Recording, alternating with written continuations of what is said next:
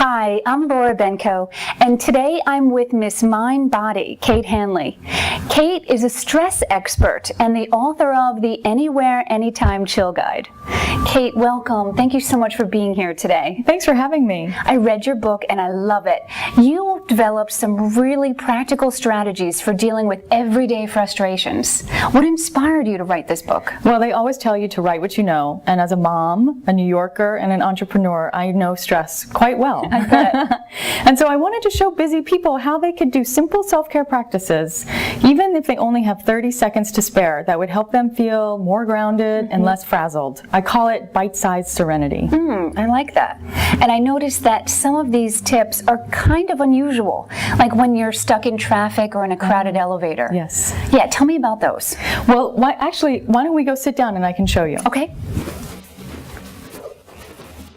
So when you're in a crowded elevator, it's easy to feel claustrophobic, like the walls are closing in on you. So the tip that I like to use in that situation is to think about lifting the very back of your neck straight up. And when you do that, it's very subtle, so no one will think you're crazy, which is good, but it elongates your spine to its longest length, which creates space in the torso and allows the lungs to inflate deeply, which deepens the breath, which also promotes relaxation. What about while you're in traffic? Oh, that's the worst. When you're sitting in traffic, you really want to be moving forward, but you're just forced to sit still. So I like to bring a little movement into the body to help the stress move along, and by doing something called shoulder bounces. So you have your hands on the wheel. You think about lifting your shoulders up to your ears as you inhale, and then as you exhale, you let those shoulders drop. And you do it really dramatically. Lift it up and let it drop, imagining the stress just pouring down into the floor and out of your body. I like that one.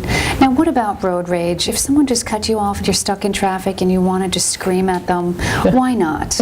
Well, the problem with that is that it gives the green light to your nervous system to react in anger to any little slight, any little annoyance, and that can really, derail your good feelings.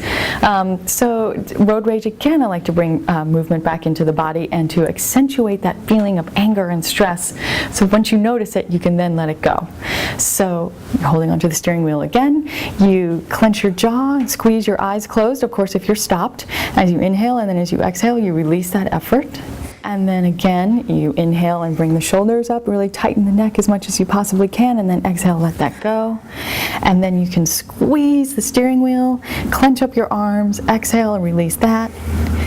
Tighten your abdomen and draw your navel in as much as you can, and then exhale, let that go. And keep working down through the body all the way to your feet. You have a stress headache. What do? Well, in traditional Chinese medicine, they believe that headaches are caused by too much energy getting trapped up in your head. So what you want to do is send a message to your body to send that energy downward. And you do that by pressing an acupressure point in your hand. You extend all 5 fingers, and at the base of the little mound of flesh where your thumb and index finger meet, that's where you want to press. And you apply steady but gentle pressure. You're not trying to inflict pain on yourself. You're just sending a message to your body, like I said.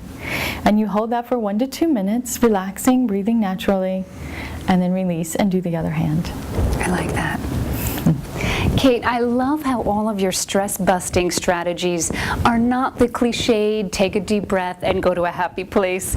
You have developed some really kind of unusual tips, but what would you say is your greatest stress-relieving tip? I like to tell people, anytime you're in a stressful situation, you need to energize, you need to get grounded, simply put the soles of both feet on the floor. Every major mind-body tradition considers the earth to be a source of stability and strength, and we spend most of our time hovering a few inches above it, sitting in a car, sleeping in bed. So you're sitting at the conference table, you're getting stressed out, you're having a difficult conversation with your spouse. Yes, if you can, kick your shoes off and place your feet flat on the floor. It's like plugging into an electrical socket. It's grounding, but it's also subtly energizing. I like it. I'm keeping my feet planted on the ground. Thank you, Kate, for all of your information today. I really learned a lot. Thanks for being with us today. I'm Laura Benko. For more information, please go to Ms.Mindbody.com.